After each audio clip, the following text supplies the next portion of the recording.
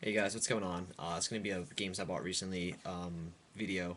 I haven't done one of these probably a little while, I guess, ish. I don't really know. I can't remember off the top of my head. Um, as always, recording these in the wee hours in the morning. It's 1:30 right now, where I am. It's just the easiest time. So a lot of people what, they get to wake up to my videos, I guess, in a sense. Um, you know in a weird way. So yeah, these are just the games I've picked up recently. Um, Starting there's only like five here, so it's not a huge list. I'm debating on getting Little Big Planet 2 tomorrow. I have the money for it, I think. um, I'm working this 2 days this week, and I owe my mom $100 for my car payment because that's due. And I already paid her for my car insurance, so I have some money right now lying around, and I've been writing like crazy, so it's helping me pay the bills, that's for sure.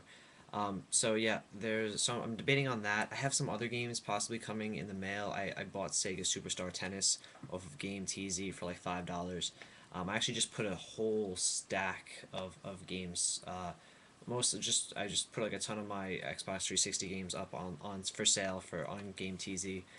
Just because, you know what, I'm kind of done collecting. I'm just gonna now focus on playing games. Especially once I do find a full-time job.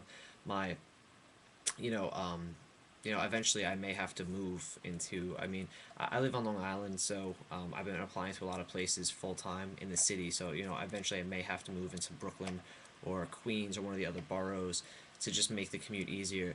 So just buying games to just have them in my collection now is starting to just seem foolish for me. I'm just gonna now focus on playing games, and I'm gonna maybe start doing some reviews, just talking head reviews, kind of like Ball and Nick. So I think it's just easier. I just don't have the time for doing the whole like video capture and stuff like that. I'm still trying to review just a lot of my written reviews still go up on tvandlost.net. So I still review quite a lot of games. So if you don't see them on here, check out tvandlost.net. So the first game I picked up is actually the first game that I bought for my Android. I've had my Android phone. I have the regular Droid for almost 2 years now. So the first no, not 2 years. I've had it almost a year. And as you can hear in the back, I picked up ooh, it doesn't look good here, but I picked up Game Dev Story on on the Android marketplace. It's really good. It's really addicting.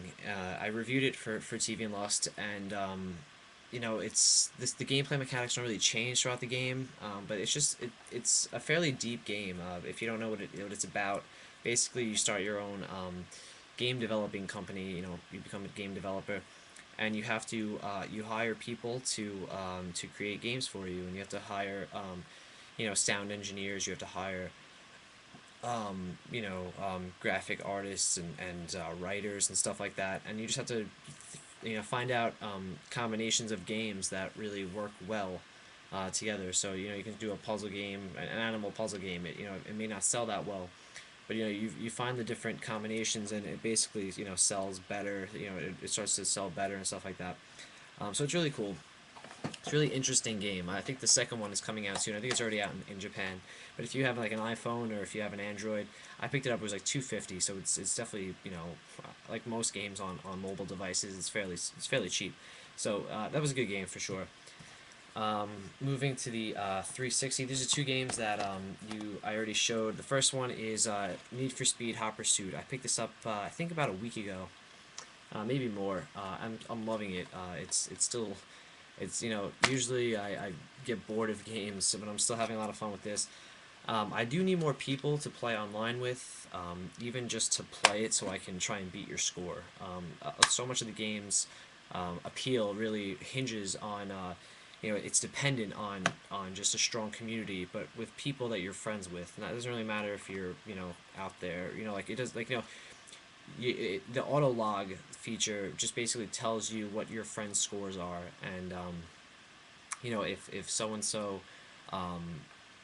gets a time of 1 minute, whatever, and it pops up and I have to try and go beat it. So it's really cool like that. It has a really good sense of community. But I only have like two people on my friends list, or maybe three people who actually play it. I actually just cleaned out my friends list for Xbox on my Xbox. But PM me if you have.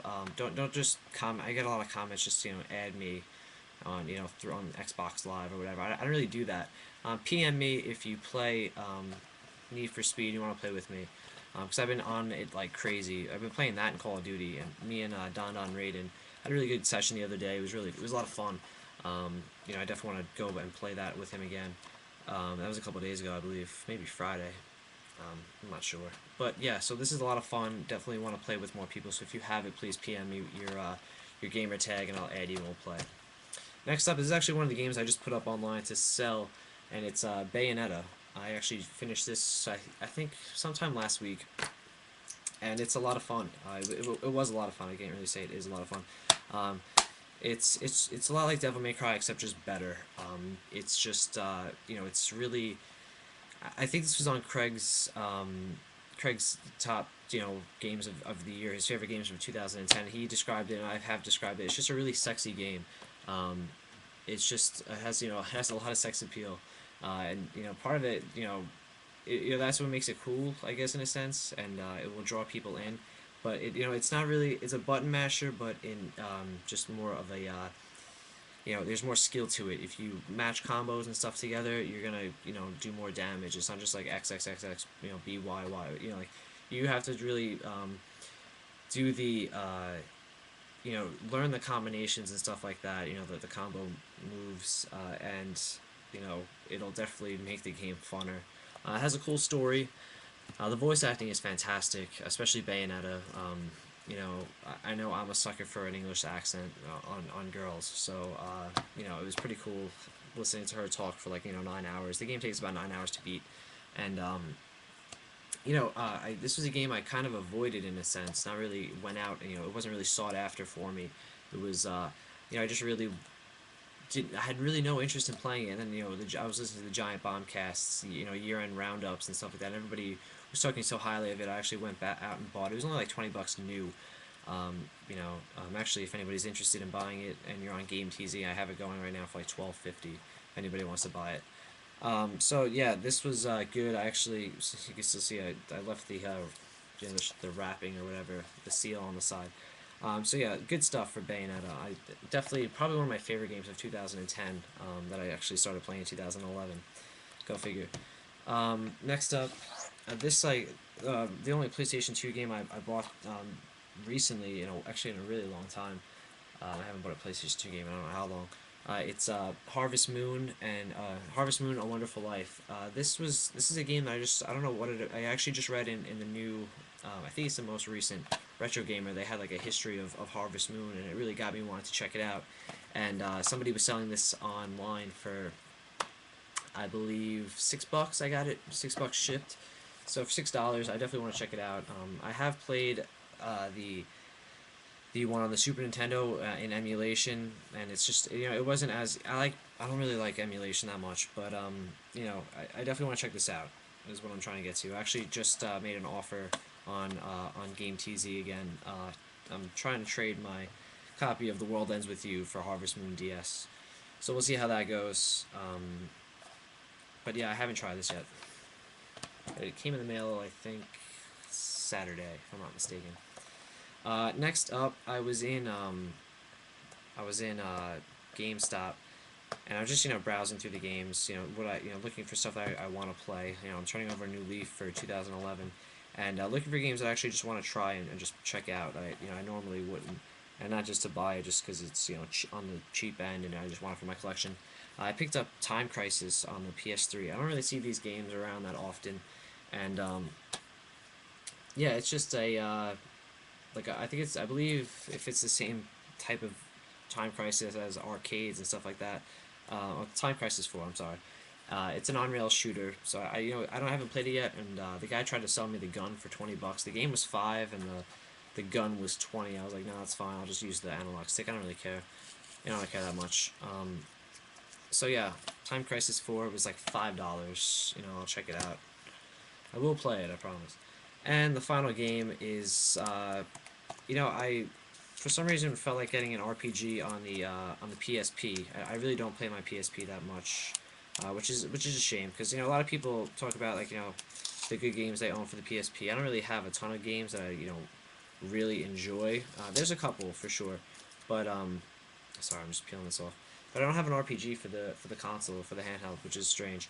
And I picked up The Legend of Heroes and a tier of Vermilion. I don't know. It's just a really traditional RPG. It's turn-based, everything. It's got a cool story going so far. I'm probably about an hour or two in, and it really hasn't picked up yet. It's really just the first like half hour, 45 minutes. You don't even battle anybody. It's really strange, and it's just going over the story and whatnot. But I'm digging it so far. I'm will I beat it? Probably not. I don't think I really can't. And it says over 50 hours of adventure here. I don't know if I can do 50 hours, but it's cool just to while you're watching TV, just throw in an RPG on the DS or the PSP. So far, I'm liking it. It's just traditional turn-based stuff. So it's pretty cool. It has a good art style. The translation, I'm guessing this was this is about Bandai. I'm guessing it was like a Japanese title, and they just translated it. There's a lot of just grammar issues and misspelling and whatnot, and the controls are a little iffy. Um, he just like it's hard to explain, but it's really hard if you're trying to face somebody because when you tap it one way, they look down. When you tap it the other way, they look up. So that's a little annoying, but it's not, it hasn't really made me not want to play it. And it really came in really decent condition. It was only, as I drop it, I think it was only $7 or something like that. So it was cheap for a PSP RPG. If you guys have any other ones you want to suggest to me, please do so. The next video I'm probably gonna do. I have a pretty good stack of games I want to try and beat, as you guys know if you follow my channel. And I'm going to pick a handful of them, and I'm going to see what you guys want me to play next. I'll just give updates. Probably via Twitter, if you guys want to follow me on Twitter. I always put my address in the bottom, but I'll just, tweet my thoughts on the game and whatnot. So, or in the TV and Lust forums. So, yeah, that's basically it. If you follow me on Twitter, I hope you guys like the video. If you're not a subscriber, please subscribe. I'm hitting almost 1,600 subscribers. This is probably I really shouldn't say that. I'm still like 45 away, but this has probably been one of the quickest, jumps. I probably got like 30 in the last like 2 or 3 weeks. So it's pretty cool. So yeah, that's it. Before I keep rambling, have a good night, guys, or good morning, because it's now 1:37. So I'll see you guys soon.